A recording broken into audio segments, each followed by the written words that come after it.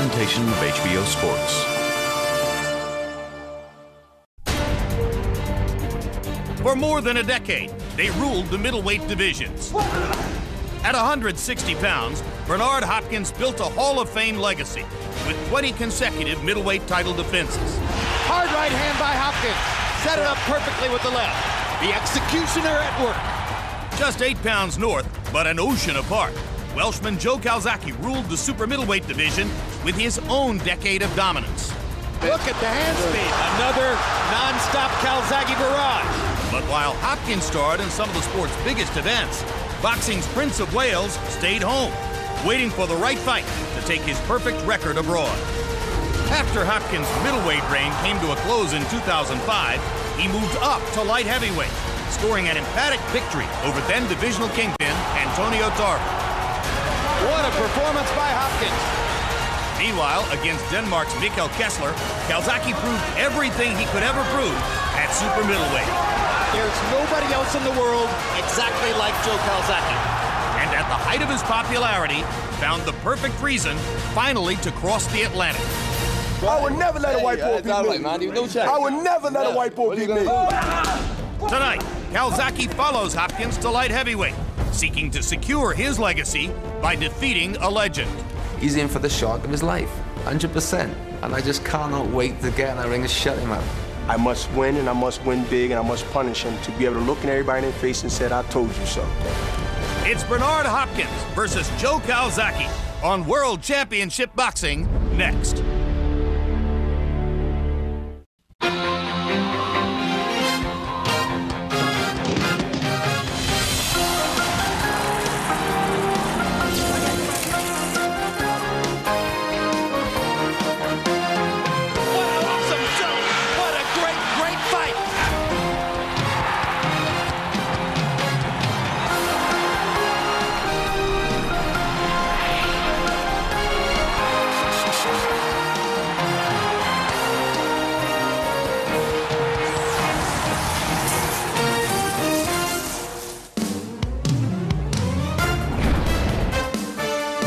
Welcome to another edition of HBO's World Championship Boxing. Coming to you live from just off the strip in Las Vegas, Nevada, where tonight, worlds collide in the light heavyweight division as undefeated Welshman Joe Calzaghe, fighting for the first time on American soil, takes on Bernard the Executioner Hopkins in what projects to be a fascinating matchup of surefire future Hall of Fame fighters. A beautiful night in Las Vegas and a relatively healthy crowd here in the Thomas and Mack Center, although they are still filing in, perhaps from a last-minute refreshment out in the outer hallway. Hello again, everybody. I'm Jim Lampley. Welcome to World Championship Boxing, where we are tremendously proud and excited to bring you this must-see event between two of the biggest names in boxing, two guys who, despite their relatively advanced ages, still generally rank on the top 5 of the most creditable pound-for-pound lists in the sport. Joe Calzaghe against Bernard Hopkins in a fight that essentially had to happen. Working with me, as always, HBO boxing analyst Max Kellerman. Max, we know who they are. What's the significance of this fight? Well, I mean, this is the winner's bracket. This is the finals. The winner of this fight will have proven that they're the best fighter, 175 pounds and south, in all of boxing. But Bernard Hopkins has reached a rarefied position in the sport, I think, once held by Muhammad Ali, where the question going into Hopkins fights is not like it is for every other fighter in the world. Can they excite? Can they titillate? Can they compel us to watch? With Hopkins, it's simply, can he figure out a way, this old legend, to overcome the unstoppable force in front of him? In this case, Joe Calzaghe. How unstoppable is Joe Calzaghe? What's on the line for him tonight? A win here, and maybe he's the greatest European fighter in history, the greatest super middleweight in history. And, Jim, should Floyd Mayweather be upset by Oscar De La Hoya, the winner of this fight will be considered by most the best pound-for-pound fighter in the world. Fascinating, and Calzaghe's in very small company, Max, in being able to remember the name of the last guy to beat him 18 years ago in an amateur fight. He's never lost as a professional, but Emmanuel Stewart, Much has been made in the build-up to this about Calzaghe's never previously having appeared in the United States. Is it fair to say that he still has something to prove by coming to the United States to try to beat an American fighter on American soil? I think that's true, Jeb. You know, even though he's had a lot of success in Europe, he really has become only popular in America with his last 2 fights, Mikhail Kessler and the Jeff Lacey fight. So he's still not that known and recognized and respected in America. And it's the one thing that I learned from the Klitschko brothers when I first got involved with them. They said that Max Smelling told them, if you're really going to be accepted as really a true solid fighter, you must go to America and be successful. Thus far, we've had Nassim Hamed, who only had normal success over here, and even the great following we had with Ricky Hatton. When he had his first significant fight, he fell short with all of the fans that he had here. Lennox Lewis thus far has been the only fighter from Europe that has came over here and established and be respected as a great fighter. Calzaghe is doing it, and he's doing it with one of the best fighters in the world. Indeed, Calzaghe, of course, as you already know, first met Bernard Hopkins on that weekend when Ricky Hatton suffered his first loss 5 months ago to Floyd Mayweather in this city. Now Calzaghe leaves what has literally been for him a cocoon, a charmed life in the bucolic surroundings of Newbridge in Wales. Far different from what he faces here in Las Vegas.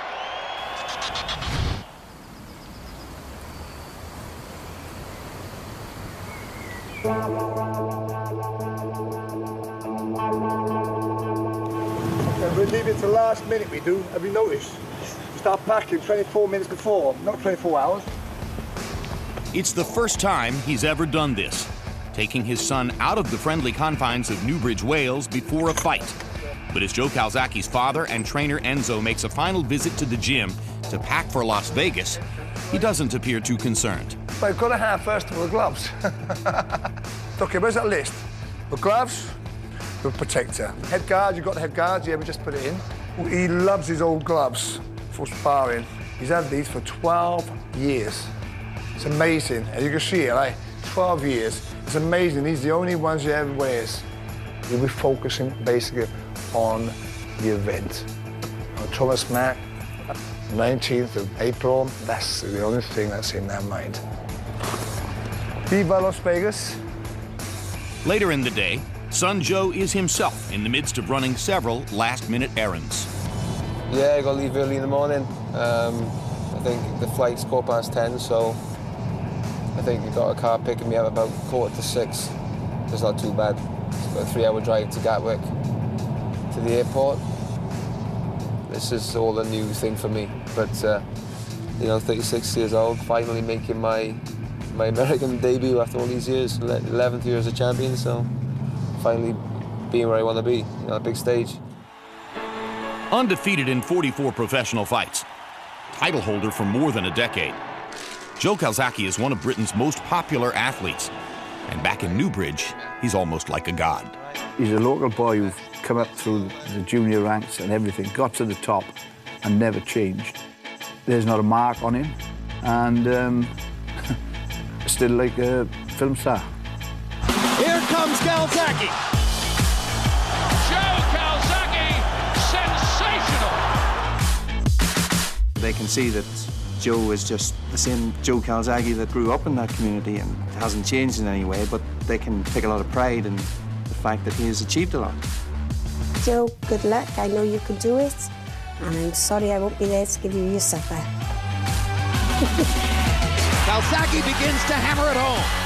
I think Joe Calzaghe is one of these fighters. He's just a phenomenal fighter. He's a phenomenon. He's a winner. Knowing his tremendous Welsh fan base will be able only to cheer from afar, Calzaghe embarks on his journey, carrying with his fists the hopes of an entire country. Vegas. I think it's important for Joe Calzaghe's career that finally he has come over to America to fight. That's been missing, whether he actually wanted to own up to that or not. More and more he realized that in order to get that kind of same definition over here that he has back in the UK, he's got to perform in front of American fight fans.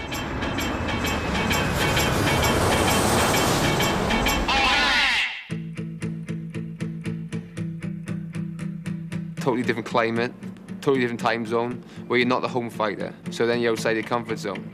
I'd have no problem with that challenge. That's why I'm over here. I'm the super middleweight champion of the world. I don't need to come here. I can put a lot of people, as you know, in the stadium. But this is where I challenge myself. You know, one thing, this fight is ice on the cake for me. This would not be the kind of choice in terms of, I want to go to Vegas to have my name up in lights. He's made a choice to come out here to show American fight fans and commentators in particular what he can do, how good he is. Much has been made of Calzaghe coming to America. Many say a victory over Bernard Hopkins is necessary to cement his legacy. But for Calzaghe, it's leaving the sport with a perfect record that's most important. Hey, listen, I'm undefeated, and I want to stay undefeated. I don't want to retire undefeated. I want to be like the very, very few fighters, Rocky Marciano, few fighters that, you know, all the great fighters, they get beat. But I'm kind of so close to doing something that, you know, it's very, very rare, and that's retiring undefeated. Welcome back live to ringside in Las Vegas, and one of the things you were observing right at the end of that feature piece is Joe Calzaghe's trademark hand speed, combinations thrown with lightning, blazing speed. Emmanuel Stewart, Bernard Hopkins had a 12-year win streak before his 2 losses to Jermaine Taylor in 2005, and in winning those 2 very close decisions here in Las Vegas, Taylor essentially was given credit for out-hustling Hopkins for winning with his speed and athleticism. Could we be looking at the same thing here tonight? Yes, we could. That is probably the reason that Calzaghe has remained 2, 3, 4-1 favorite continually throughout the betting for this fight, because in the past he's had problems beating Bernard with fighters with speed. Roy Jones, and even with the fast jab and fast left hand of Jermaine Taylor, he's always had problems with guys who were big guys who had speed, and that's what Calzaghe has. But I think in this fight here, Bernard is going to be physical. I think Bernard is going to come in the ring about 10 pounds of natural strength, bigger, and he's going to try to be really physical and try to get Calzaghe out of his rhythm. One common element also is that Hopkins achieved no great mental mastery over Jermaine Taylor and Roy Jones, and he's been working overtime for the past several months to try to play mind games with Joe Calzaghe, beginning, of course, Max, with the never-to-be-forgotten white boy comment. What has been, in your view, the effect of all of Hopkins' machinations to try to get into Calzaghe's head? Well, we'll see, but I suspect not much. Both guys are extremely confident. You don't reign over weight divisions for better than a decade. In both cases here, they did that without being very confident. Both guys have told me that they think that they do everything better than the other guy. But about that white boy comment, one of the interesting things about this fight is that it turns racial stereotypes on their head. The idea behind Hopkins' comment is that the stereotype of a white fighter is that they lack the athleticism and the improvisational, spontaneous, jazz-like ability to kind of extemporaneously make adjustments on the fly. Therefore, the white fighter had to be tougher and outthink his black opponent. Here, it is exactly the opposite. If Bernard Hopkins, the black fighter, hopes to overcome Joe Calzaghe here, he's going to have to out-tough him and outthink him, something that Hopkins has been able to do to virtually everyone he's ever faced. But Joe Calzaghe is also very tough and very smart. And if Hopkins at 43 can't do it, he will indeed lose to a white boy. Well, but Hopkins has been out-toughing and out-thinking society, the boxing establishment, and his opponents ever since emerging from a 4.5-year stint in prison in his early 20s, and he is not intending to stop anytime soon, even at age 43. He believes nobody masters the mind game like him. I would never let a white boy beat me. I would never let a white boy beat me. I would never let a white boy beat me. From the late 19th century moment when John L. Sullivan first declared he could lick any son of a bitch alive, intimidation has been a part of boxing. It's come in many forms. The baleful stare of Sonny Liston, the machismo of Roberto Duran, the menace of Mike Tyson, and of course the most famous practitioner was the greatest, Muhammad Ali, who turned his mouth into one of his biggest weapons. I can't beat me. I had 180 amateur fights, 22 professional fights, and I'm good as a girl. Ali was great at that. He got into your skin just by talking to you nonstop. So by the time fight time came around, you just messed up mentally. You wanted to kill this guy. And once you get mad in a fight, you lose all sense of your game plan. Sugar Ray Leonard learned that lesson in a painful way when he met Roberto Duran in 1980. Duran's relentless taunts in the lead-up to the fight paved the way for Leonard's first professional defeat. Duran got into my head. He did everything to insult me, insult my family, my wife, my kids. I took it personal. I wanted to get him back so bad that I selected to fight him and try to beat him at his own game by standing toe-to-toe. The psychological warfare plays a major role in a guy's performance. Today, no one plays boxing's game of mental warfare better than the executioner, Bernard Hopkins. And I can go in that ring and mentally tell a guy why he won't beat me. And that is my ace. That is my leverage.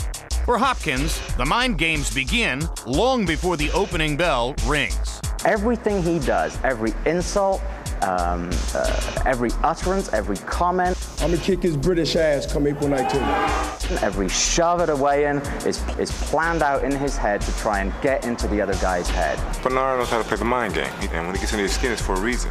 It's to get you out of your game plan totally. Last December, Joe Calzaghe met Bernard Hopkins for the first time at the Mayweather-Hatton weigh-in. Hopkins wasted little time getting acquainted. I would never let a white boy beat me. What are you going to lose? If you fight, you will lose. If you fight me, you will lose. I'll never let a white boy beat me. You will lose, man. And you can call it any statement you want. Anybody can print that. I would never lose to a white person. Hopkins was widely criticized for his racially based comments, but to those familiar with him, it was simply Hopkins being Hopkins. He's just Bernard. He's not a racist, otherwise he wouldn't have me in his corner, I don't think. And sure enough, shortly after their face-off, a fight deal with Calzaghe was signed. Trust me, it was premeditated, thought out, planned, plotted, and delivered. It's crossing the line, although Bernard has never even acknowledged that there is a line. If there is a line, Hopkins no doubt crossed it in the lead-up to his 2001 bout with Felix Trinidad, throwing the Puerto Rican flag to the ground at 2 press conferences, the second in front of 5,000 fans in San Juan. Bernard had to run out there along with his team, and they were lucky to escape with the shirt off their back, and what he left behind was total chaos. The whole psychological aspect. Everyone is entitled to what you call the last word. Rice and beans. The fact that he continued to wear a bandana that had war on it, even though the fight was delayed because of 9/11, everything in many ways, I think, about that fight crystallized Bernard Hopkins. Hopkins' knockout of Trinidad became the signature performance of his career, a fight which bore plenty in common with tonight's showdown against Calzaghe. Trinidad is somebody who'd always been trained by his father, just like Joe Calzaghe, always trains at home in Puerto Rico the way Joe Calzaghe trains at home in Wales. Suddenly, Trinidad's home is total chaos. When Bernard Hopkins made that statement about, "I'll never be beat by a white boy," he was hoping to create the same sort of situation for Joe Calzaghe in Wales. Hopkins is the sort of guy that I really want to beat up. You know, with his big mouth and his bad attitude, and you know, he's sort of something I don't really like. Joe probably wants revenge. He's angry. He wants me. He's gonna try to keep his cool, calm, and collected. But in back of his mind, he wants Bernard Hopkins to eat his words. He's gonna try and make me fight his fight. That's his plan. He thinks he's clever to me. We're gonna see come fight night. What I do know is what I said. I must win, and I must win big, and I must punish him to be able to look in everybody in their face and say, "I told you so," and leave the issue and the comment and the answers alone. Winning is everything. It's the only thing. It's survival to the finish. Calzaghe's ultimate answer to the white boy comment was pretty good. He said, "I don't want to lose to a white boy either, or a green boy, or a brown boy, or a red boy, or whatever other color they want to bring to me." And we have celebrities at ringside tonight of all colors and stripes, beginning with Whitney Houston. Nearby, Catherine Zeta-Jones. Not too far away, Simon Cowell. Planet Hollywood Hotel is sponsoring the event. Sylvester Stallone is a primary owner of the hotel. His buddy Arnold Schwarzenegger, governor of California. The newly married Jay-Z. Not far away from him, Jim Belushi. And tennis superstar Pete Sampras. Michael J. Fox and a variety of others also in the crowd tonight. Now let's begin the pageantry that will lead up to this big event with ring announcer Michael Buffer. Ladies and gentlemen, for the first of two national anthems. Here to sing the national anthem of Wales, a Welshman and a true legend the world over, Sir Tom Jones.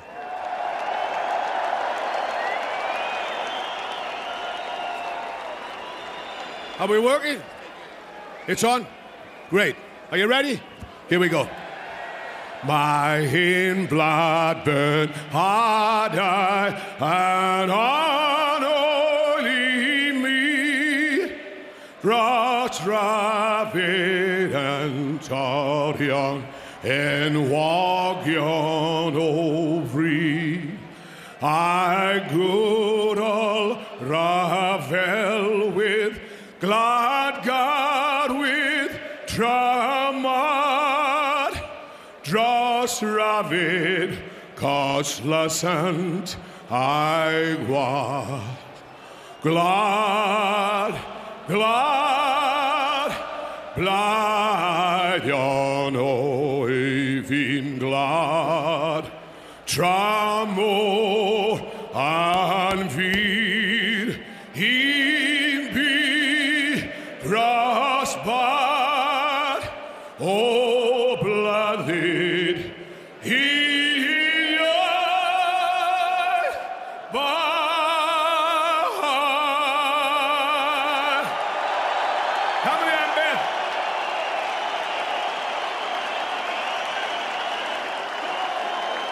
And now, ladies and gentlemen, here to sing the national anthem for the United States, to be performed by an artist with the #1 R&B album, Knockout recording star, please welcome Ray J.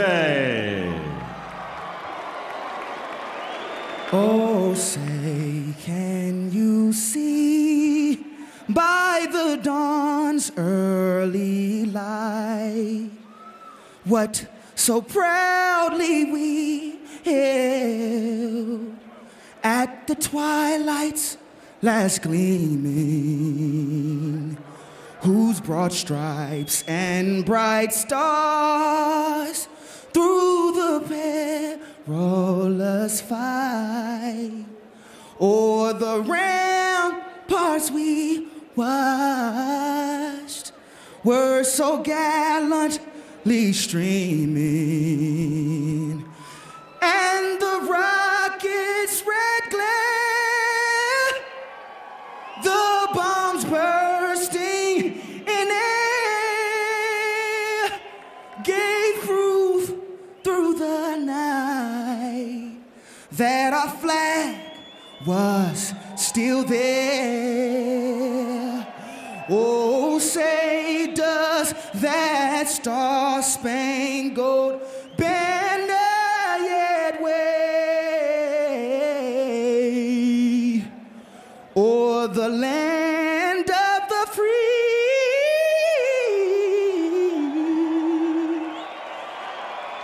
and the home of the brave?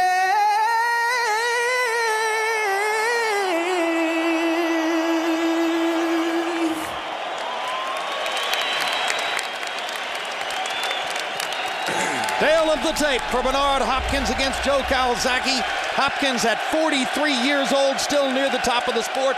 George Foreman achieved that in his second career. Archie Moore achieved that. Practically nobody else in the history of boxing. Calzaghe with a 7-year age advantage, 1-inch height advantage for the Philadelphia fighter Hopkins, an arm length advantage of 1 inch measured from the armpit to the end of the fist for the Welshman. And they both weighed in 2 pounds under the 175-pound limit. Rules of the bout with our unofficial ringside scorer, Harold Letterman. The Bernard Hopkins-Joe Calzaghe fight is scheduled for 12 rounds using the unified rules of the Association of Boxing Commissions. There is no 3 knockdown rule. Only the referee can stop the fight. In case it is caused by an accidental headbutt, we go to the scorecards if the 4 rounds have been completed, and you cannot be saved by the bell in any round, including the 12th and final round. Jim! There are plenty of Welshmen in town. Some of them, of course, transplanted Welsh who have been entertainers in the United States, like Tom Jones and Catherine Zeta-Jones. But Calzaghe does not bring the kind of fanatical song-singing, 24-hour-a-day drinking following that we saw with Ricky Hatton against Floyd Mayweather in December. Max, I think to a large degree it's because he's simply a more private person than Hatton. Well, it's also a ridiculous standard that Hatton set, bringing 10 to 20,000 people halfway around the world. Calzaghe brought several thousand people halfway around the world, and should he win tonight, the magnitude of his star will obviously increase.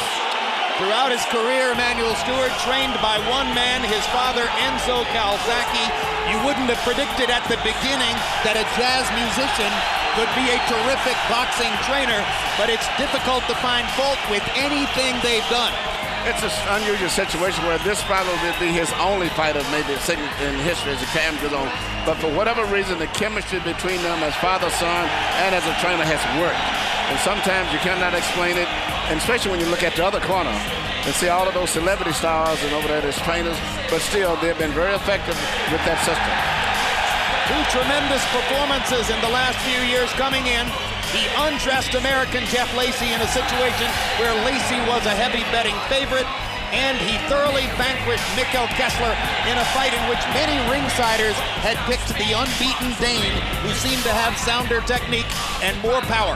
Calzaghe stared them both down and never stopped his constant flow of rhythmic punching. Speaking of those, in both of those fights, I had picked the other two opponents to beat Calzaghe in both. So I have much respect for him. I picked Antonio Tarver and Winky Wright to beat Bernard Hopkins and was wrong in both of those instances. And Hopkins is an underdog once again tonight. Although late money on Hopkins has reduced the odds, favoring Calzaghe to less than 2-1. Perhaps an acknowledgement of Hopkins' proven mastery in situations where he's the underdog. Bernard has been very successful and is very comfortable in situations where he is the underdog, where he's booted. That's where he's performed. As a matter of fact, I can't even remember a fight too much where he was a favorite in a big super fight. But he performs very well under those conditions. It takes tremendous will, Max Kellerman, for a fighter to resist the urge to entertain the crowd and stick with a style which is essentially highly technical and not crowd-pleasing. Bernard has never wavered. No, and what Bernard is, and this has been said before, is essentially a negative force in the sense that he negates what his opponent is trying to do, but let's not overlook the fact that he knocked out guys like Felix Trinidad, which meant he had to be landing punches somewhere along the way, especially body punches, and that's something he's going to feature tonight. You know, as Calzaghe said when we spoke to him, he says basically the biggest signature figures on Bernard's record has been with what he considered junior middleweights, mainly guys like Oscar De La Hoya and Felix Trinidad. Tonight, Bernard is fighting a big guy. Therefore, Calzaghe feels that he has that advantage, even though they both weigh 173. But I am suspicious that Bernard is physically bigger than him, as you pointed out, Jim, when we had the meeting. He certainly appears in the meeting to be the bigger, stronger guy. Let's go to ring announcer Michael Buffer for the official introduction. Ladies and gentlemen, by way of Planet Hollywood, Resort Casino of Las Vegas, Nevada, USA. Welcome to the Thomas and Mack Center, UNLV. Tonight, Oscar De La Hoya's Golden Boy Promotions, Frank Warren Sports Network, and the Planet Hollywood Resort Casino of Las Vegas are proud to present the main event of the evening. Two future Hall of Famers in the ring to face each other in the moment the world has been waiting for. 12 rounds of boxing. This is a contest recognized by fight fans the world over and Ring Magazine for the linear and true light heavyweight championship of the world. Brought to you in association with HBO Sports and sponsored by Rockstar Energy Drink, party like a rock star, Affliction Clothing, and Southwest Airlines, the Spirit of Freedom. Sanctioned by the Nevada State Athletic Commission, Chairman John Bailey, Executive Director Keith Kaiser. At ringside, the three judges scoring this bout on the 10-point system, Adelaide Bird, Chuck Jampa, and Ted Gimza. And inside the ring, the referee in charge of the action at the bell, Joe Fair but Firm Cortez. And now, for the thousands in attendance and the millions watching around the world, may the best man be victorious. Ladies and gentlemen, let's get ready to rumble!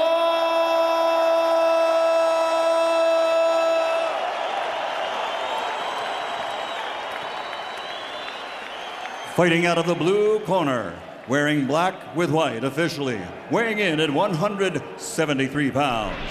His professional record, a perfect one. 44 bouts, 44 victories, including 32 knockouts. He's the challenger, recognized by Ring Magazine as the universally legitimate, undisputed super middleweight champion of the world, the undefeated fighting pride of Newbridge, Wales, Calzaghe.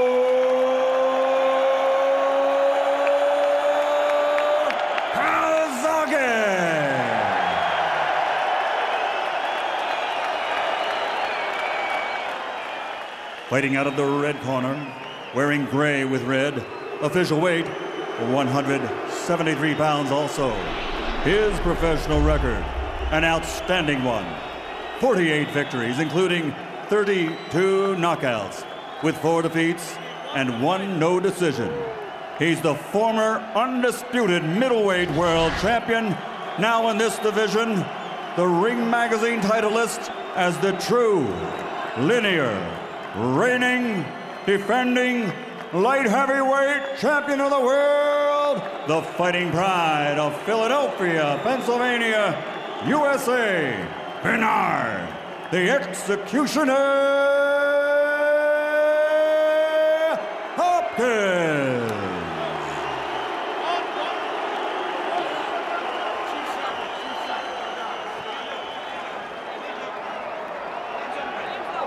All right, gentlemen, we went over the rules in the dressing room. I expect a good, clean fight. I referee your fight, Bernard, in the past, no problem. Joe, I referee your fights in the past, no problem. I don't expect any problems tonight. With a clean fight, obey my commands at all times. Remember, guys, I'm fair, but I'm firm. Touch him up. If there's a fighter alive capable of handing Joe Calzaghe his first professional defeat, it's Bernard Hopkins. He certainly knows how to do it after having studied Calzaghe. The question is, at 43, can he physically implement what he knows how to do? In the corner. Watch out for headbutts. In 2 of Hopkins' last 4 fights, the opponent wound up with a cut as the result of a butt. And Hopkins acknowledges that he spent a good deal of time studying tape of Calzaghe's fight with Sakio Bika a year and a half ago, in which a headbutt cut clearly bothered Calzaghe. He called it the worst cut of his career. And to point out just what you said, Hopkins made his first aggressive move. He ran in with his head down again, as you see right there. He looked like he's focusing as much on keeping his head down, whether it's for protection or to cause a butt as it is punching. Bring out.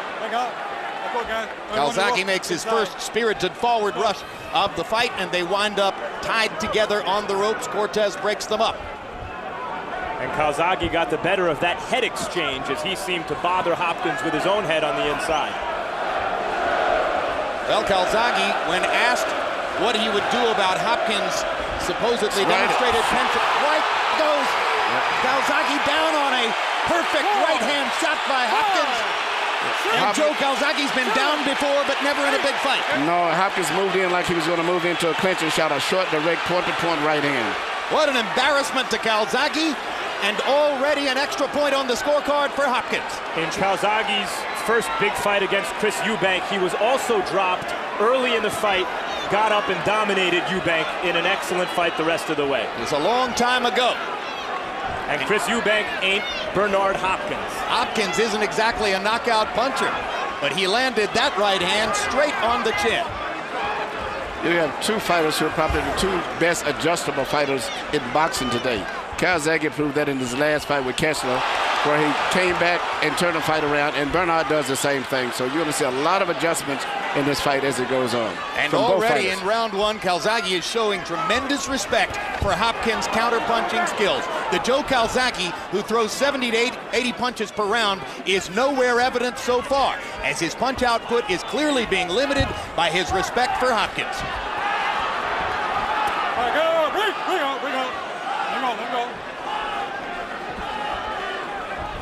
Momentary door-to-door skirmishes, spaced apart by periods of inactivity. That's a Bernard Hopkins fight, and that's what we're looking for so far in round one, or looking at so far in round one. One punch at a time for Calzaghe, not his game. And there's a trickle of blood on the nose of Calzaghe, right on the bridge of the nose.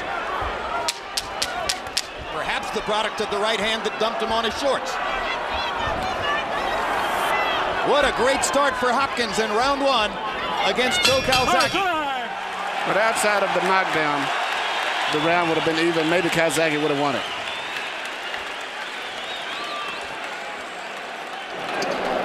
Joe, the best of fighting fights. Your left hands are not working. You wouldn't know. You with me? Yeah. You're not throwing the left hand at all. So that's too much of leg. His leg, that's all you feel.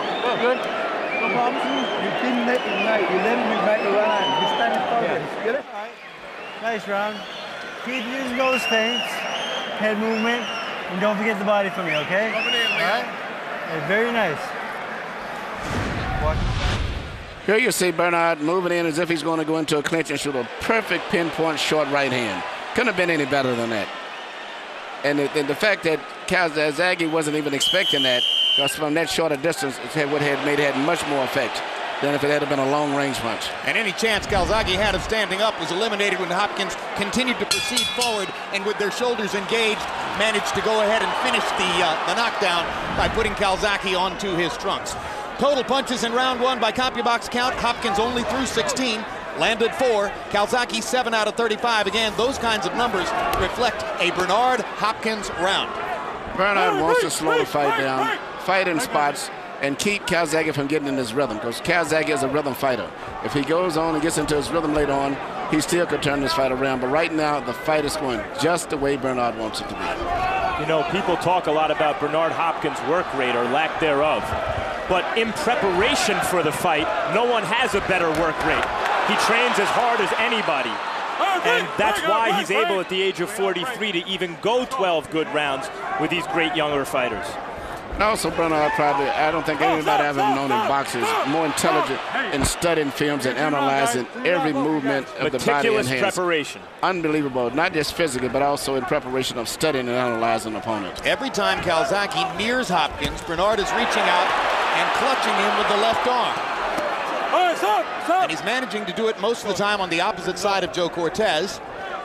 Ricky Hatton complained long and loud about how Cortez refereed the Hatton-Mayweather fight in December. There were some British writers who felt as though Cortez didn't give Hatton a chance to do his thing.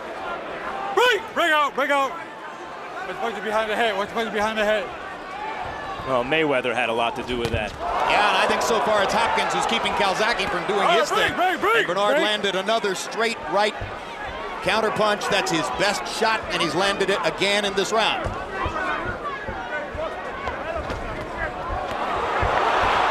Calzaghe beginning to get a chance to let his hands go.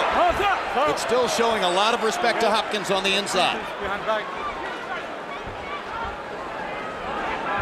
You see the blood again trickling from the little cut on the bridge of Joe Calzaghe's nose.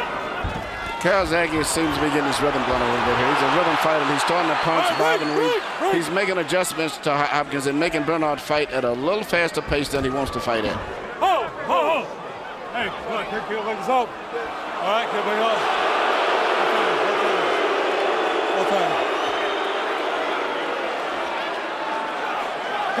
Okay. All right. Low blow by Calzaghe.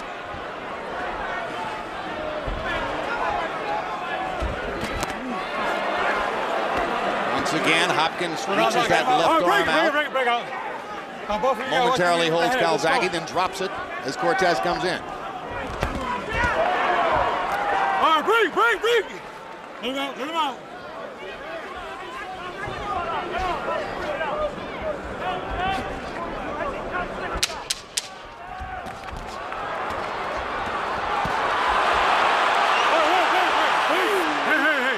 It's going to be a test of Joe Calzaghe's will to see if he can find a way to let his punches flow, as has been the case in his resounding victories in recent years. So far, it's hot and tech.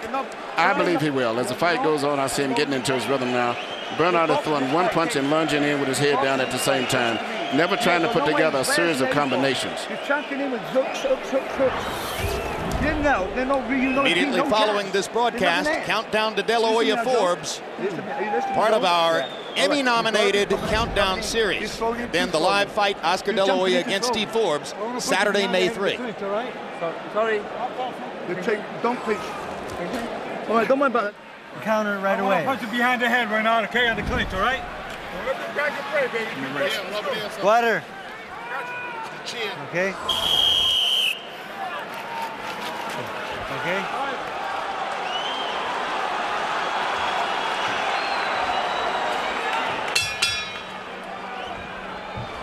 CompuBox numbers so far figure Calzaghe for having thrown 33 jabs and landed none. Obviously, if he's going to get that two-fisted rhythm going, he's going to have to start landing his jab at some point. Yeah, both guys are very difficult to land clean punches on. Both of them are very good defensive fighters.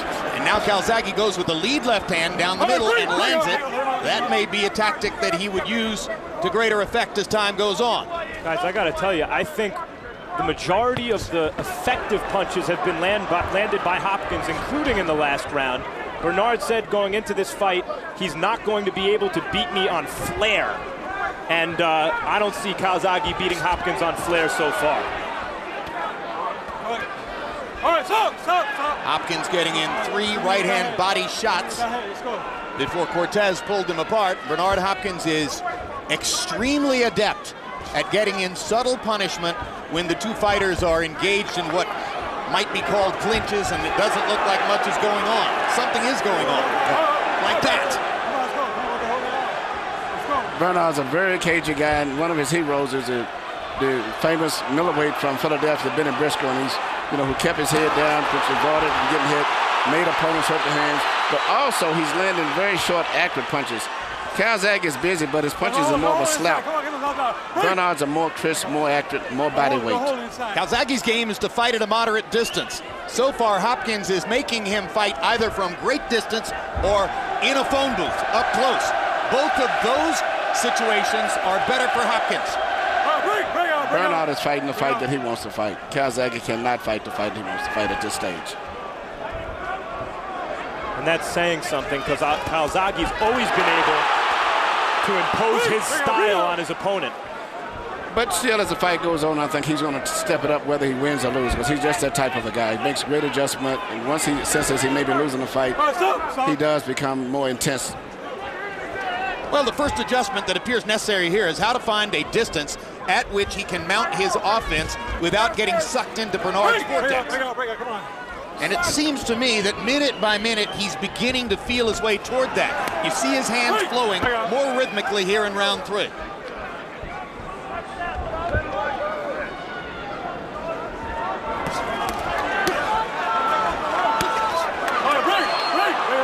Calzaghe getting in hard left hands in the clinch, much as Hopkins has been able to do with right hands in the past. The crowd boos as Cortez warns Calzaghe.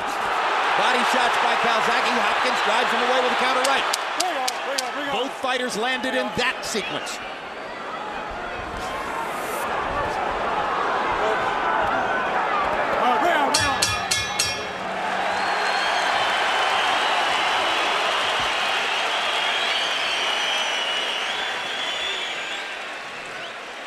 He's doing the pace he can't maintain after.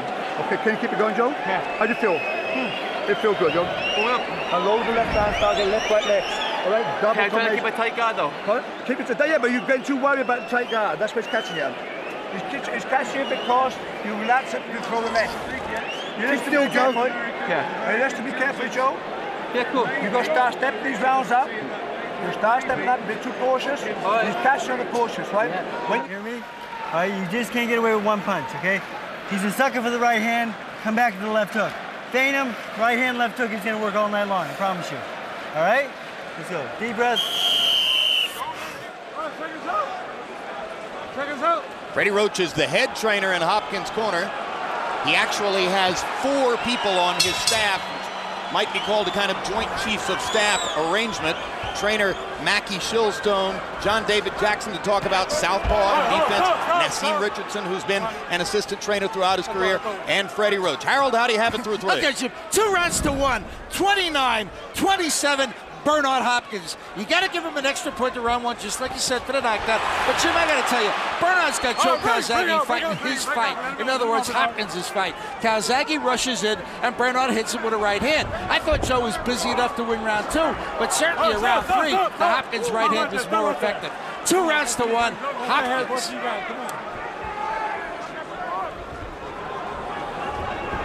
Round 3 CompuBox numbers began to look the way Calzaghe would want them to look. But just because you have the numbers doesn't mean you won the round. Come on, let's go. Sit back. Come back, keep moving.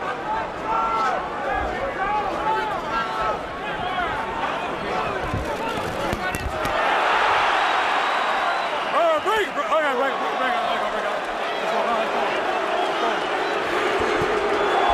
Big right hand from Hopkins. And Calzaghe looks bewildered at Hopkins' tactics. Come here.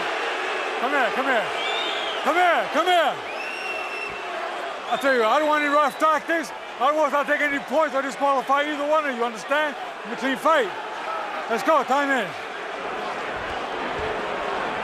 You heard Freddie Roach tell Hopkins, right hand, or feint right hand, left hook. It'll work all night. Bernard's most effective punch is, and usually has always been, back and back, and then throwing a right hand just like that with his head bent down at the same time. That's his most effective. He doesn't put a flow of combinations together, but he's very effective with that right hand. All right, bring on. Partially effective because you have to worry about the head and the right hand at the same time. Absolutely.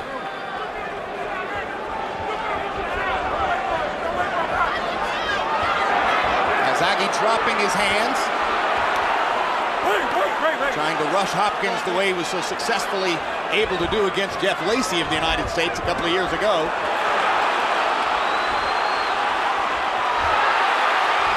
Hopkins fighting off the ropes with his counter-punching accuracy. Yeah, and it seems to me continuing to land the cleaner, more effective punches, although in this round not landing as many of them.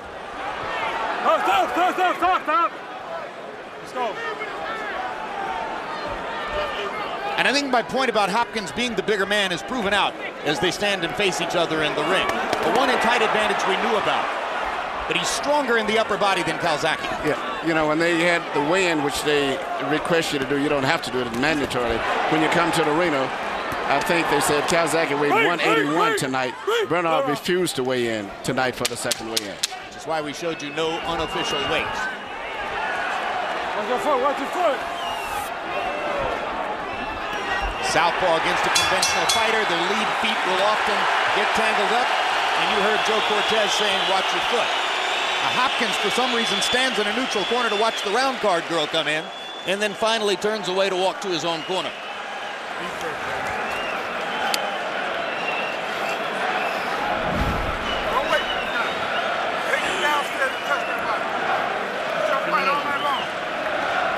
Okay. Steve. They start using the feints. He's dropping his head when he calls out. Right up. Right? Move the other way. Move the other way, but you be reluctant to do any combinations. He doesn't mind them. What's that much to speak on? In between. Yeah, okay. Here you see Bernard land a right hand, and as he usually does, he follows up not with a left hook like he would. We use it with physical tactics, such as hitting it with his head or shoulders. But he's been successful with it in most of his career, and if he can get away with it, more power to him. Then he hits Calzaghe from behind in the ear, and that's when Cortez pulled them together and had a discussion with them, saying he didn't want any roughhousing tactics. CompuBox numbers in the 4th round. Hopkins, 7 of 29. Calzaghe, 14 out of 51. So the numbers are beginning to favor Calzaghe in every round. But as Max Kellerman points out, the numbers don't necessarily reflect who lands the cleaner, more identifiable shots. Well, at this stage now, Calzaghe seems to have gotten more comfortable with the rhythm and flow of the fight and is setting the tempo, and Bernard is losing his balance. He can't time Calzaghe as good as he would earlier, and he's the one that's getting off balance himself a little bit right here.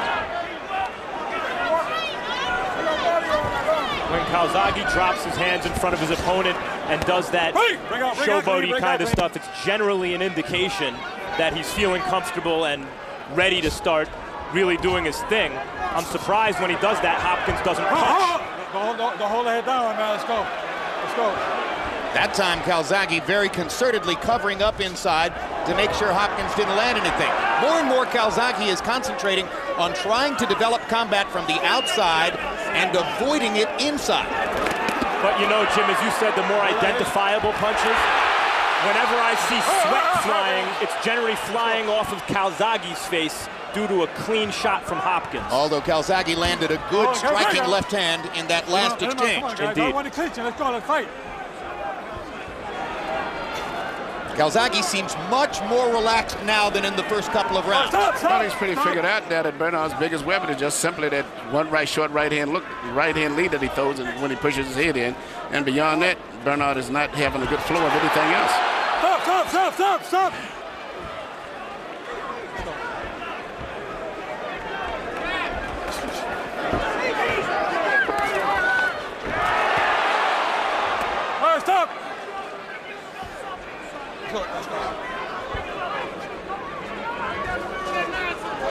It's fascinating. Hopkins was quite vocal in saying, I have to win the fight in the middle of the ring.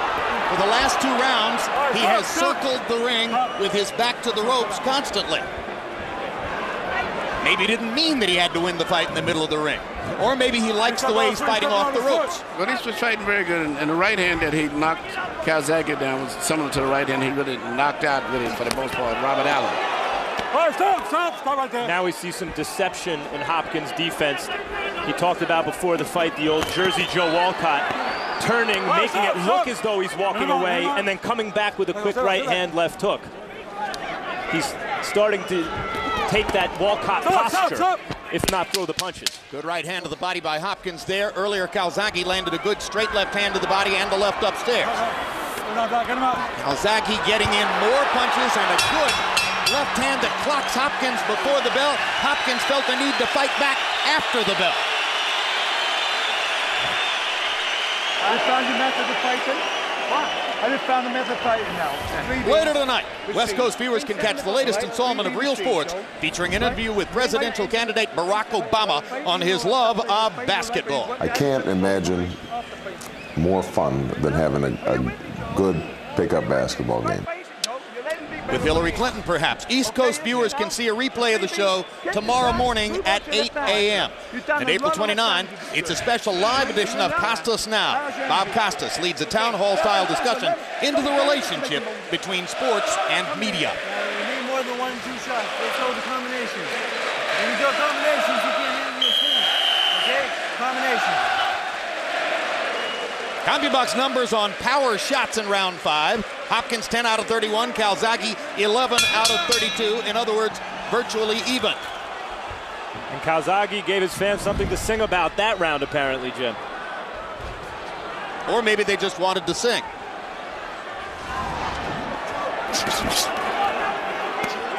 It's become a repeating pattern of Calzaghe stalking Hopkins as Hopkins circles the ring with his back near the ropes and looks for counter-punching opportunities.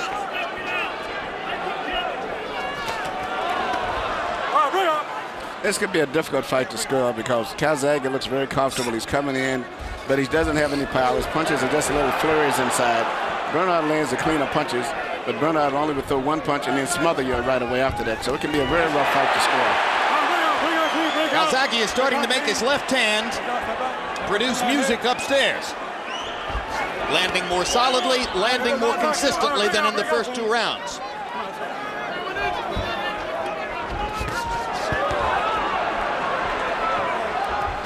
Remember, in case you joined us late, there was a knockdown in round 1. Bernard Hopkins catching Joe Calzaghe in the middle of the face with a perfect right-hand counter shot and dumping him onto his butt.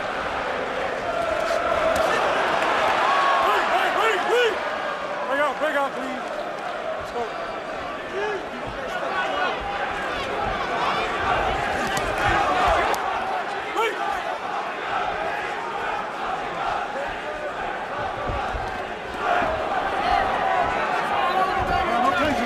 Calzaghe is putting more pressure on Bernard than any fighter that I can recall in years. He's coming to him all the time, and Bernard is having problems trying to time him now. And I'm surprised that Calzaghe hasn't stepped back and shot a left uppercut when Bernard goes forward, because Bernard runs in with his head down every time. Hard right-hand body shot by Hopkins amid a flurry by Calzaghe. There certainly has been a momentum shift over the last couple rounds, where Calzaghe seems to be more effective and Bernard throwing even fewer punches than he did earlier. Although they're caught Calzaghe. Good left-hand counter by Bernard there.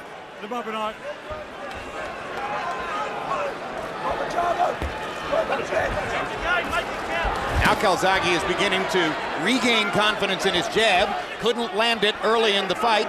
Switched to throwing the straight left hand lead. Now follows up with the straight left hand and catches Hopkins against the ropes. Hopkins coming forward with his head while throwing a right hand body shot. One punch. He throws one punch and lunges forward with his head usually consistently. Stop. And I'm surprised Calzaghe is really not fighting a smart fight either. Even though he's competitive, he could easily, by moving and boxing in and out a little bit, he could fight a much smarter fight. Now Calzaghe starts to get the kind of spirited combat he wants. Cortez throws Calzaghe to the floor, pulling him off.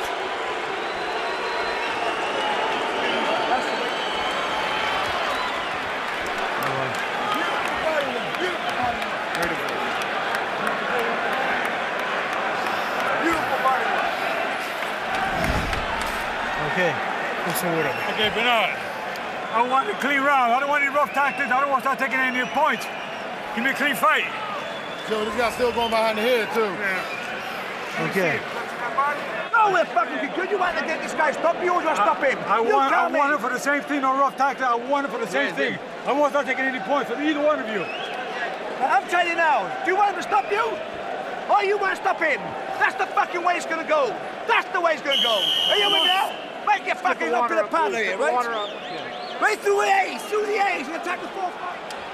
That's the most combative I've ever seen Enzo Calzaghe in dealing with his son. CompuBox averages through the 6th round. Hopkins averages 8 lands in 31 punches. Calzaghe averages 15 lands in 53 punches. Harold, how do you have it through 6? Okay, Jim, the last 3 rounds, I thought Joe Calzaghe's aggressiveness and clean punching, he just won them all. Anyway, 4 rounds to 2. 57, 56, Joe Calzaghe. Now, there's only a 1-point difference because Hopkins has that extra point for the knockdown. But you know, Jim, in the last 3 rounds, Joe's coming in. He's really getting into his rhythm. He's using the right jab more, landed a lot of straight left hands. He's just landing more clean, effective shots. Hopkins lands an occasional right hand, but not much more. 4-2, Calzaghe. Emmanuel, do you agree that Calzaghe is getting closer to fighting his fight? Yeah, so he still could do a little bit more by making Bernard fall off balance, because Bernard fights with his head to the floor. But I think Calzaghe, as I said, is getting into his rhythm now, much like he did with Mikel Kessler. But you know, Bernard still is capable of scoring another knockdown somewhere the way he fights, and could even still make the decision even closer and more in his favor. Emmanuel, you've mentioned how hard this fight is to score. I think the 2nd and the 5th rounds could have gone either way. And those, you know, you have a lot of swing rounds, and it's difficult to come to a conclusion as to who won the fight. You're right. I agree with you. It's been a very difficult fight, especially the knockdown.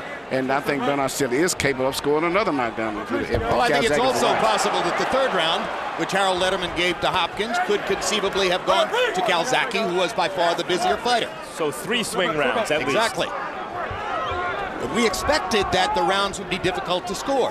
That was the case in both of Hopkins' fights with Jermaine Taylor.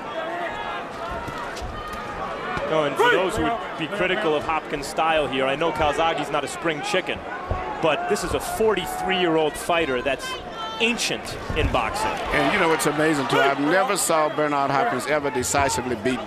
And I saw all of his fights virtually, including the fight to Roy Jones. He lost the decision, but he was never really beaten, and he didn't have much experience.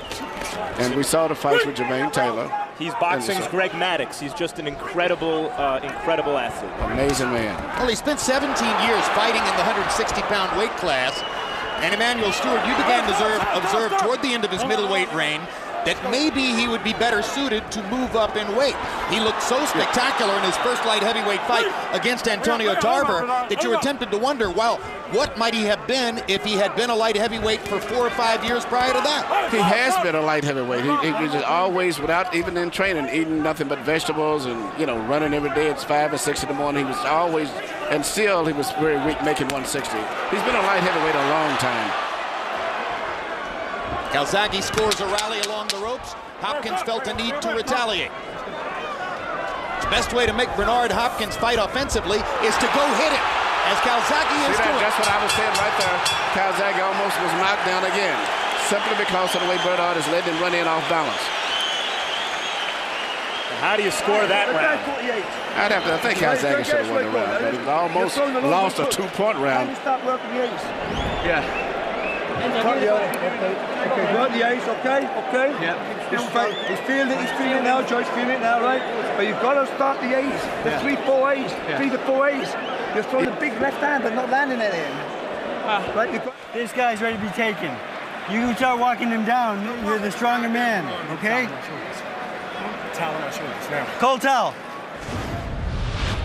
Here you see Calzaghe come in throwing his typical punches, really no power, more of an amateur type slapping punches, but they get points, and also leaving himself open for Bernard's punches. Bernard caught it with a short right hand right there. I know Calzaghe with his head down. I know Calzaghe dominated that round, but that right hand almost put Calzaghe down. Harold Letterman gave the round to Hopkins. So, you know, that underlines your point, Max. Power shots in round 7. Calzaghe landing 20 of 45, 10 in the last minute of the round. But Hopkins landed 12 of 32, and perhaps because of that hard right hand toward the end, Letterman gives the round to Hopkins, which evens the fight on his scorecard.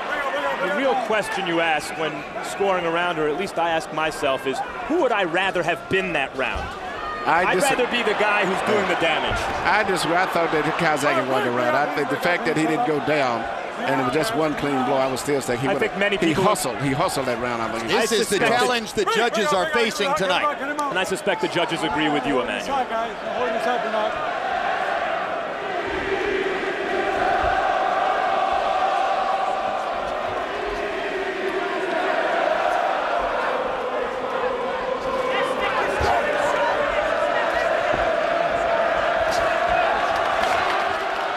Bernard is very cagey still at all times, always looking for that one low punch. Yeah, I almost had to laugh listening to Freddie Roach say to Bernard Hopkins, if you start walking this man down, you can knock him out. When's the last time we saw Bernard Hopkins try to walk somebody down? Segundo Mojado? It's back when he's back to Antoine Elkins. I thought was his last really aggressive fight. Even when he beat Trinidad and Oscar, he patiently waited his time. He lost the early part of the fight then. He's always been patient since then. Bring out.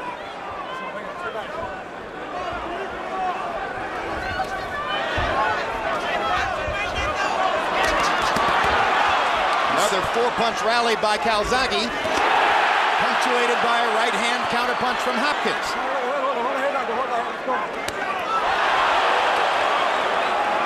That shows you how quick Bernard can still be. Yeah, and I like what the referee did. He didn't do anything. Let them both do one dirty punch apiece and leave them alone.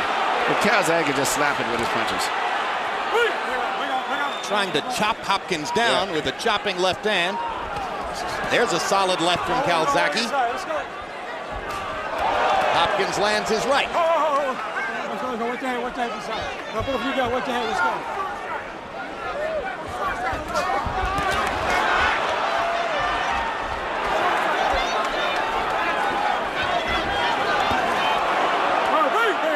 Hopkins is an elusive target as you follow him into the corner. Yeah, very, very, very cagey guy. Looked like to be in great shape too for his age.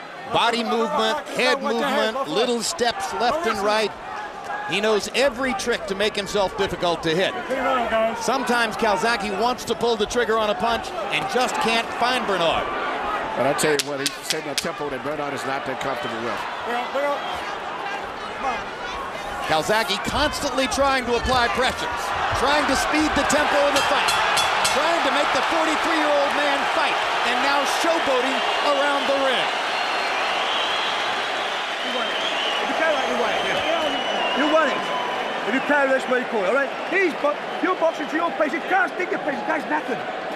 He's knackered. Yeah. He's throwing a left hand. He's throwing left on its own. On its own. You've got part of the combination. Where's the fucking 4 C's gone? Yeah. Oh, yeah. Get it there. Yeah. On my head. Bernard, when you're throwing the combinations, this guy can't handle you. All right? Now here, these rounds getting a little bit close. Okay, I want more combinations. You hear me? All right? Here you see Calzaghe throwing punches. Right there is a case of just his time and his rhythm has came into play now, and it's being a big factor as the fight moves on now. He shortened up his punches to try to make sure of landing against the elusive Hopkins. He's taking power off, but opting for accuracy, and it's beginning to pay off. They said he's very, very adaptable at changing and adjusting to do whatever he has to do to win a fight. CompuBox numbers in 8, Hopkins 15 out of 38, Calzaghe 22 out of 65, including 7 out of 28 jabs. That's the best Calzaghe has done with his jab in the entire fight. We're into the 9th round of a scheduled 12. And the urgency of the issue is portrayed in the way Enzo Calzaghe is trying to whip his horse into the stretch here. But he still ought to be good straight left. Good straight left hand by Calzaghe, right on the button. More and more he's been able to target that punch. Jab lands for Calzaghe, and this time he blocks the right hand counter. That's been pretty rare. Hopkins gets in the right hand counter, but another little flurry by Calzaghe of these short punches which are designed to be accurate and land. He's made his adjustment. His punches are shortened up as he comes in the distance. He said he adjusted his situation. I was surprised when he fought Jeff Lacey that he actually beat Lacey on the inside with uppercuts when he wanted to. Calzaghe reminds me at this point of the hitter who shortens his swing against a knuckleball pitcher. He's trying to take the simplest, shortest cut possible to find the ball. What he did there is what he should have been doing more in the fight. When Bernard starts coming forward, just merely pull back, as Bernard would lose his balance because he punches with his head down as he comes forward. The difference in their approaches, as we mentioned earlier, Calzaghe is jazz, like his father, the jazz musician. It's improvisational. He figures it out as he goes along. Hopkins meticulously prepares his game plan. And has an almost mathematical approach to trying to win. And maybe that improvisational ability is what we're seeing here.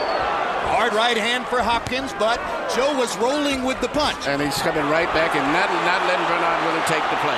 He's still setting the tempo. And Bernard is having a time, trying to time and figure his rhythm out. And now he's just lunging forward now. American judges tend to favor aggression fighters, fighters who come forward. And especially more in Las definitively Vegas. here, that's Calzaghe.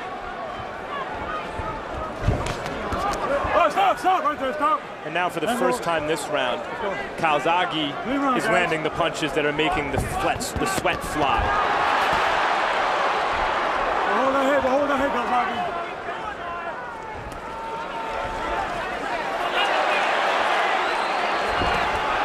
Another straight left hand for Hopkins. Excuse me, for Calzaghe. As he stepped in. Hopkins' hands don't seem to have the same zip that they had in the first 6 rounds. He's never been pressured like this. Nobody's ever pressured him in a fight. Trinidad, Oscar, always everybody respected him. This guy's pressuring him and mentally intimidating him too.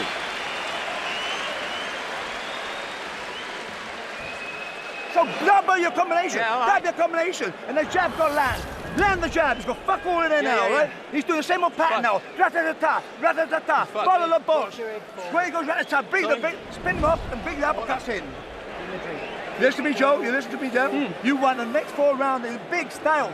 Big style. I think this guy's ready to be knocked out. Trust me, trust me, trust me.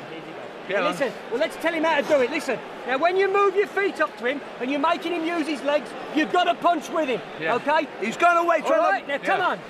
You understand? Yeah, he's letting you stopping you punching. Come on, John. Here you see Joe landing the punch that he's been landing very effectively as the fight goes on. Straight right hand, a left hand, and sometimes he changes up and loops it on the outside, which is causing problems for Bernard trying to figure out where the left hand is coming from. Well, Max Kellerman talked about Calzaghe's improvisational quality. More and more as the fight has gone on, he has found answers for the riddle of Bernard Hopkins. CompuBox numbers in 9. Calzaghe 25 out of 61. His high number for landed punches in the fight. Hopkins 13 out of 41. Harold, how do you have it coming to the 10th? 86, 84, 6 rounds to 3. Joe Calzaghe. Jim, the last 2 rounds were incredibly easy rounds to score. I mean, you've been saying it's a tough round to score. Calzaghe, the aggressive guy, and Bernard throwing fewer and fewer punches. And down goes Hopkins on a low blow.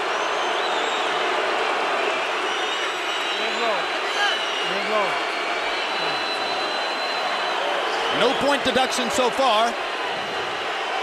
You're up to 5 minutes. Cortez is going to give him up to 5 minutes. It's the second time in the fight that Calzaghe has been ruled to have hit Hopkins with a low blow. Accidental low blow. That was accidental. Well, I think we can rest assured any more low blows and Calzaghe will be penalized. He pulls Calzaghe's head down. Yep. That was not an intentional low blow by no means. And it really wasn't that bad anyway. The part on the cup where it hit was not that damaging, to me, at least my opinion. I mean, if that caused that reaction from Hopkins, then maybe we're underrating Calzaghe's punching power the entire fight. That did not seem like a big punch that would cause this kind of a reaction. I wonder if Hopkins is choosing to stop Calzaghe's flowing momentum here by taking as long as possible to recover. That's not going to happen. Calzaghe's got his liver. He's wired up right now. Now Calzaghe's playing to the crowd, walking back and forth in the ring with his hands out as if to say, come on. And Hopkins, unlike almost every fighter that you see in this situation, is taking every second he can. And grimacing as though he's still in pain. And limping as though he's having difficulty walking. Refusing to be pressured into taking less than 5 minutes. Is it an Oscar-winning performance, or did Calzaghe land a bomb?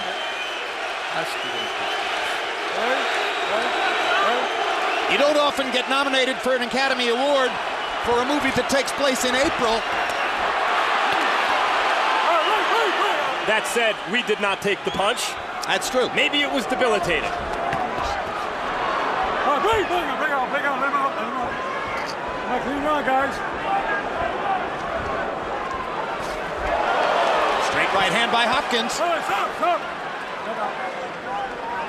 Jumping forward as he threw it.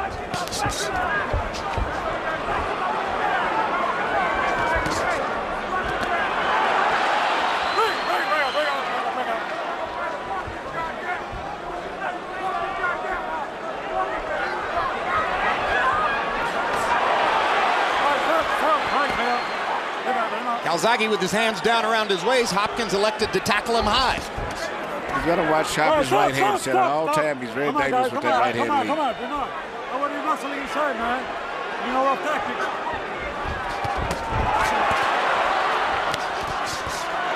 Suddenly the fight looks like it did in round 1. They're both going shoulder to shoulder, head to head. If Calzaghe was smart, he would just really take a step back and make Hopkins lose his balance and then punch.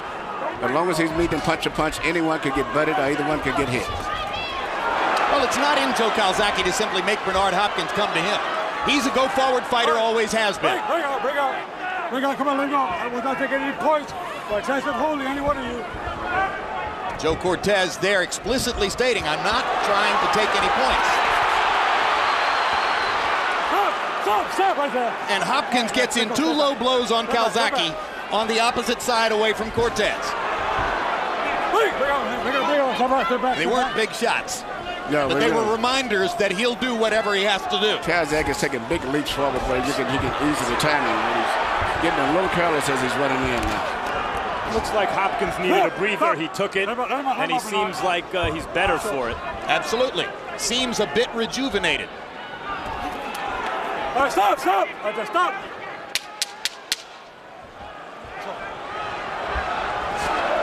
This round may be on the table as we come to the last 10 seconds. And both guys let their hands go, but neither lands anything of major consequence. Hey, boy.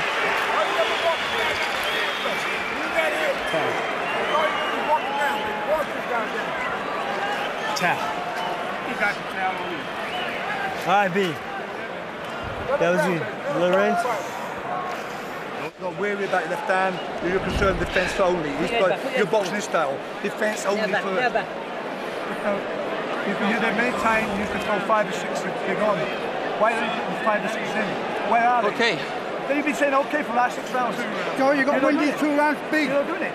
You're not doing it. Your left hand is a slap. Yeah, you see the low blow, and it was actually he was starting to punch in the proper area, but the fact he got his head pulled down is what caused the blow to actually go low. But it still didn't seem to be that damaging, and then that bad of area was it didn't come underneath the cup. The largest number of punches ever landed against Bernard Hopkins in a prize fight. Roy Jones landed 206 blows by CompuBox count back in 1993. Coming to this round, Joe Calzaghe has landed 189 punches already on Bernard Hopkins. In all likelihood, it's going to finish the fight having landed more punches than anyone's ever landed against Hopkins in a CompuBox counted fight.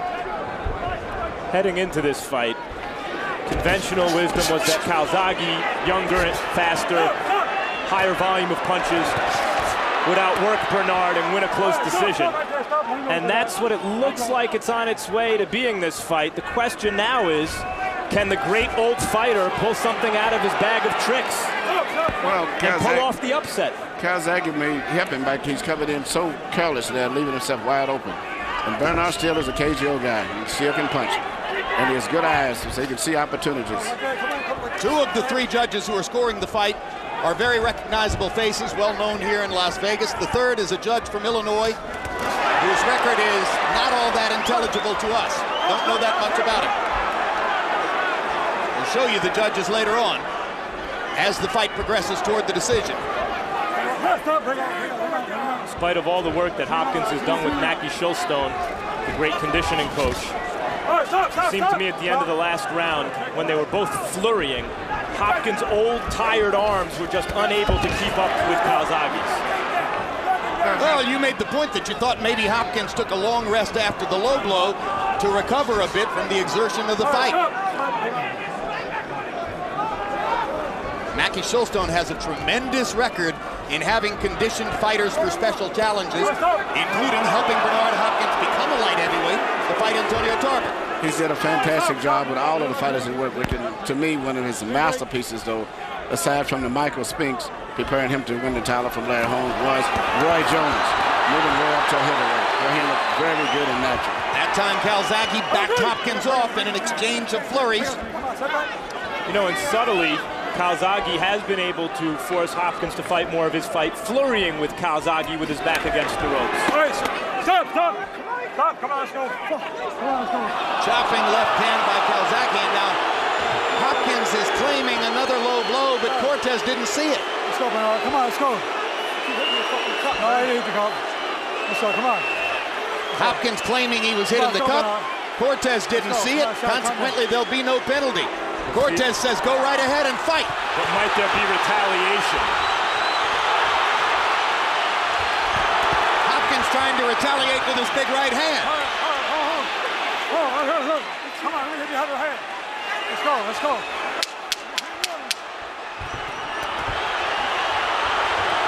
If they want to trade, Calzaghe will land more. It's as simple as that. Calzaghe's rhythm and timing is just too much for Bernard.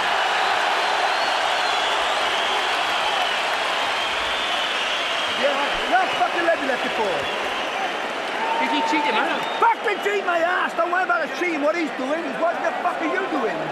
What do you think? You should have done a long time ago. That's all you want to do. Why leave it to round 11? I remember water walk. I remember water's empty. The what? Fucking, I guess a fucking water.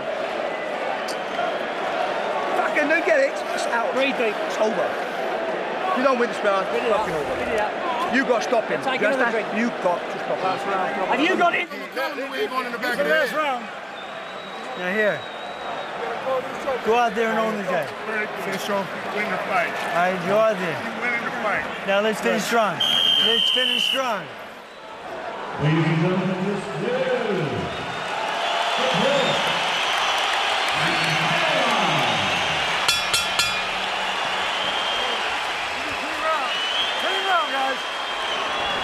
Round 12 begins.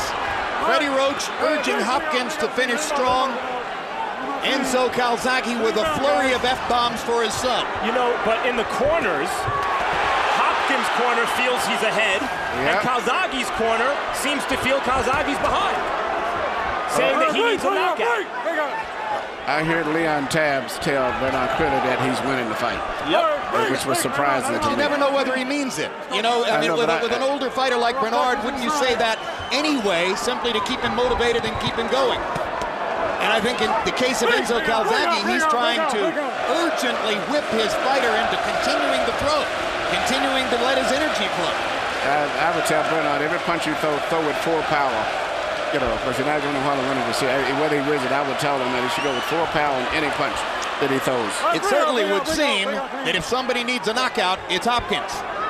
Well, again, those early swing rounds, depending on whose favor they go in, might determine the fight. Good left hand by Calzaghe. Hopkins comes back with his arms windmilling. And speaking of swing rounds, here we are in the final one, and they're both fighting hard. As I always say, the Nevada judges consistently like guys who force the fight, push action.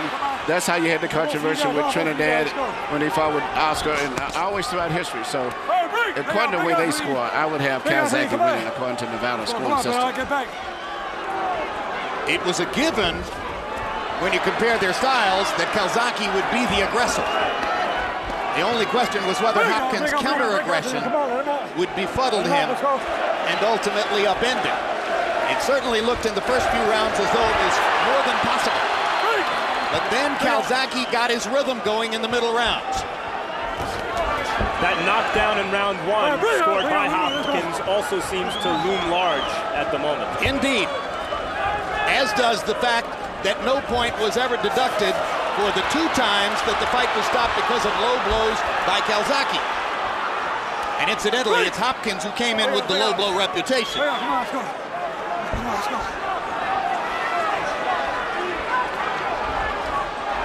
The predator in this fight is definitely Calzaghe. He set the tempo all the way. Joe Calzaghe with a professional record of 44 wins, no losses. 18 years since the last time he lost a fight as an amateur. Bernard Hopkins trying for his 3rd straight win in the light heavyweight division after an epic career as a middleweight. Calzaghe chasing Hopkins down the stretch. Hopkins holding on as the seconds tick away. And they fight past the bell.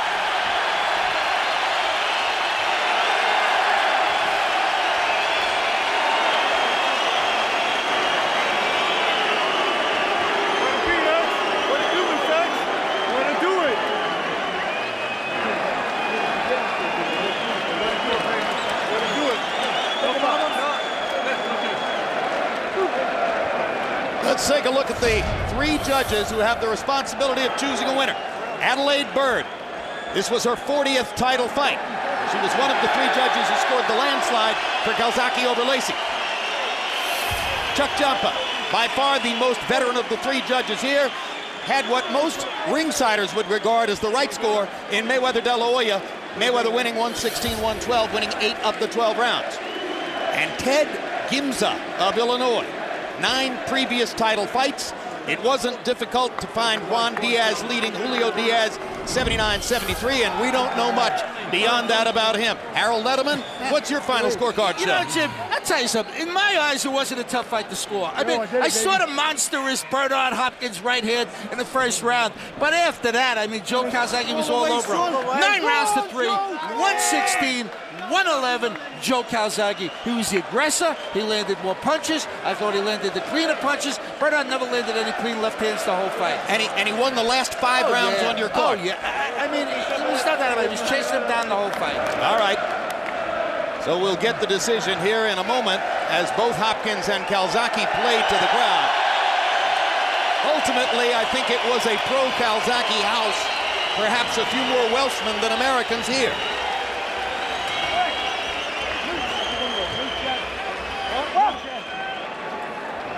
And perhaps quite a number of Americans who rooted for Calzaghe because of his more crowd-pleasing style.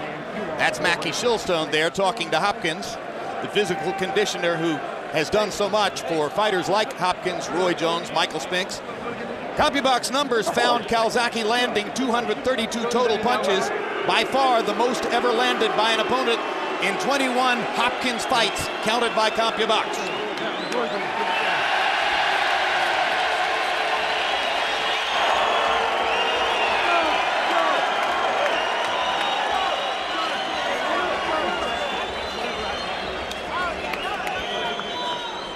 Let's go to Michael Buffer for the official decision. Ladies and gentlemen, by way of the Planet Hollywood Resort Casino of Las Vegas, we go to the scorecards. Adelaide Bird scores it 114-113 for Bernard Hopkins. Ted Gimza scores it 115-112 for Joe Calzaghe. Chuck Jampa scores it 116-111 to the winner by split decision from Newbridge, Wales, still undefeated, and now recognized by Ring Magazine as the new linear light heavyweight champion of the world, Joe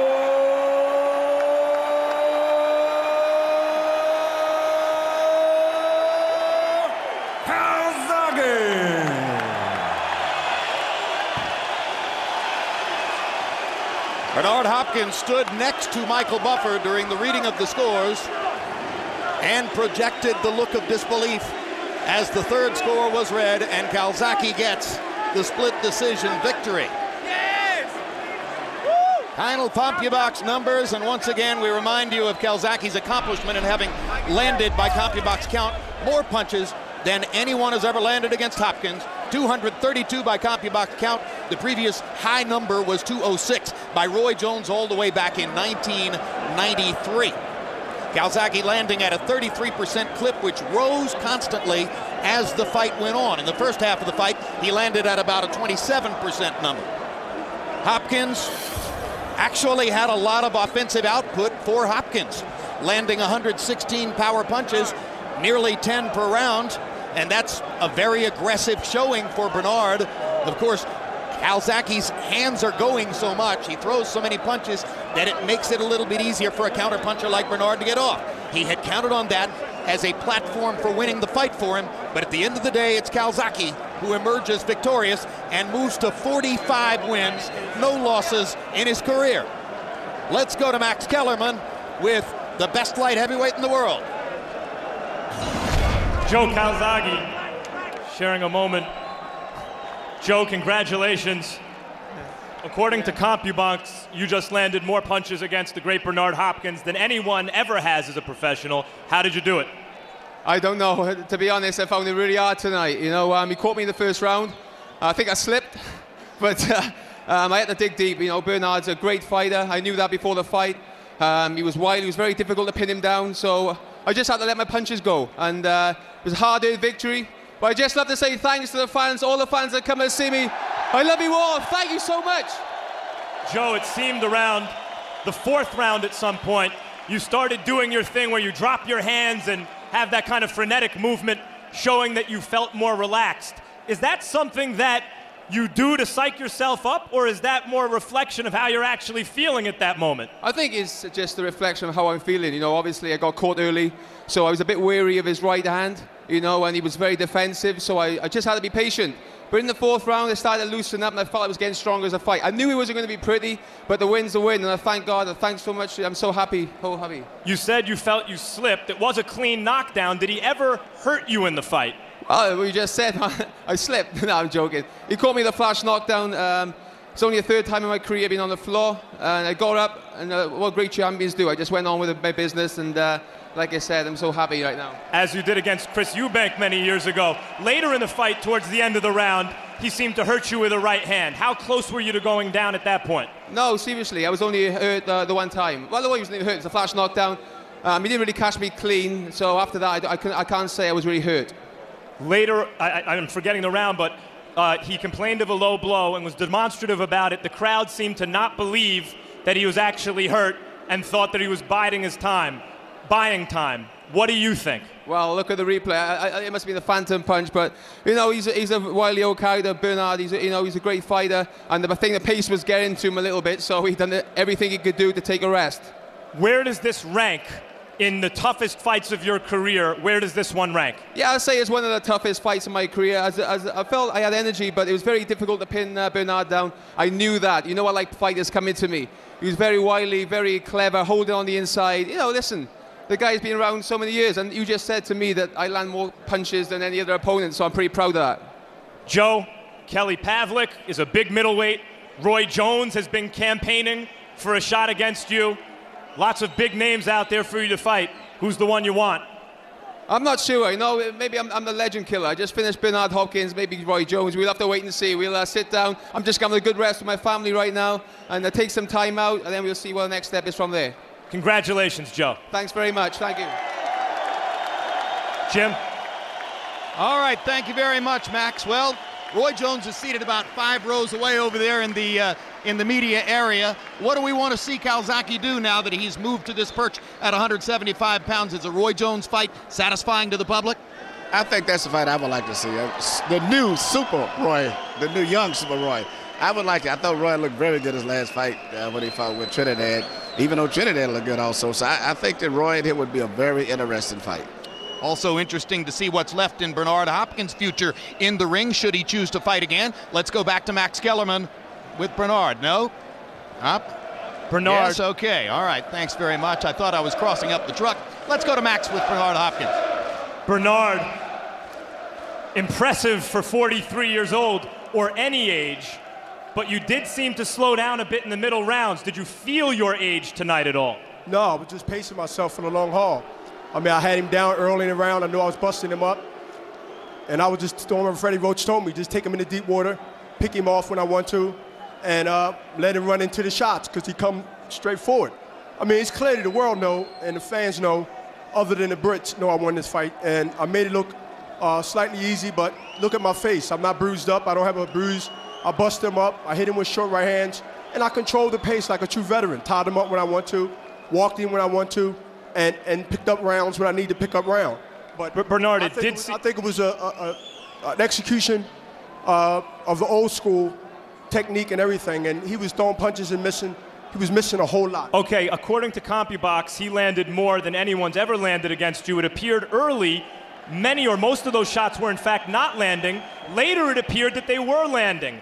Were they landing? Well, they wasn't landing like you expect they was landing. I mean, if he throw 5 punches and 1 or 2 hit, I mean, of course 2 was landing, but I never got hurt in the fight. I never got hit with any big shots that I hurt him with. I dazed him and hurt him a couple of times, put him down the first time. The world's seen it. See, one thing about boxing, the fans are the judges. Yes, they got officials, they got judges, but at the end of the day, the fans know that I put a gutted performance on. I have nothing to be ashamed of, and they know I'm a true champion. I took a guy to school that's undefeated, that give people problems, and I made him fight my fight half of the fight. And I think I won the fight unanimously. Okay. No question. The world also saw a punch that did not seem to land in a debilitating spot. You reacted as though it did. The crowd seemed not to believe it. You're looking at me incredulously. Here it is. Let's look at it here and describe what you see and what you felt at the time. Right there.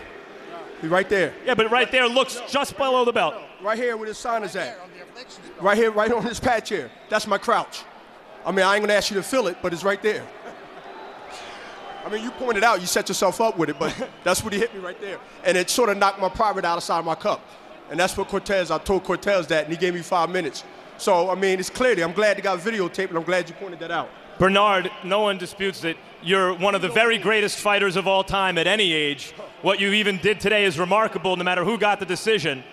But the question is, will this be it for you? What are your plans? Well, I'm going to talk to my partners, Golden Boy, talk to my wife, and just sit back and let the fans marinate this in their mind and show their disapproval. But you know, one thing about boxing, the fans are the judges. They got eyes. They can't be fooled. They can't be swayed. And they seen a 43-year-old throwback do a boxing exhibition, take this guy to school, and made him look amateurs. Well, throwback maybe, but in any era, very few fighters have ever done what you've been able to do. Thanks for another top performance, Bernard. Thanks, Max, and thanks to everybody in HBO. Jim? Well, he's never needed approval. And you heard Bernard Hopkins say a lot there. Quite obviously, he is saying, just as he said after both Jermaine Taylor fights, that's a bad decision. I won the fight. But maybe the most telling statement was, you saw me make him fight my fight half the fight. And that's about right. I think you did make him fight his fight half the fight. Well, it's the other half the fight that made the difference. Yeah. The first 4 rounds, and after that, Calzaghe got in his groove, much like he did when he fought Mikhail Kessler. And from that point on, it was Calzaghe. And Calzaghe didn't fight as good a fight as he could have fought, and he still won decisively. Aside from lobbying perhaps for a rematch against Calzaghe on the basis of his theory that he was the real winner of the fight, what else might there be left for Bernard Hopkins at this point? I don't know. Bernard still is a good fighter. He's very dedicated to the sport. It's just Calzaghe is just a difficult guy for anyone to fight. His style, his rhythm, his in and out motions. But I think he still fight very effectively with a lot of the top guys. I was still impressed with him because of the pressure that Calzaghe put on him, and he went the whole 12 rounds still. I think so, too. It was a heck of a performance by a 43-year-old guy. Max Kellerman, Joe Calzaghe came to America after all those years of us waiting for him to come to America, and he beat an American legend on American soil. What does it do for him? Well, Joe Calzaghe, I think, has proven by now he's a truly great fighter, a great dominant fighter. One of the best 2 or 3 pound-for-pound fighters in the world, depending on where you rank Pacquiao or Calzaghe, right under Floyd Mayweather Jr., and let's see how Floyd does against Oscar in the rematch. One thing about Bernard, though, I said off the top, with Bernard Hopkins, really it's no longer about, is this performance aesthetically pleasing for the fans?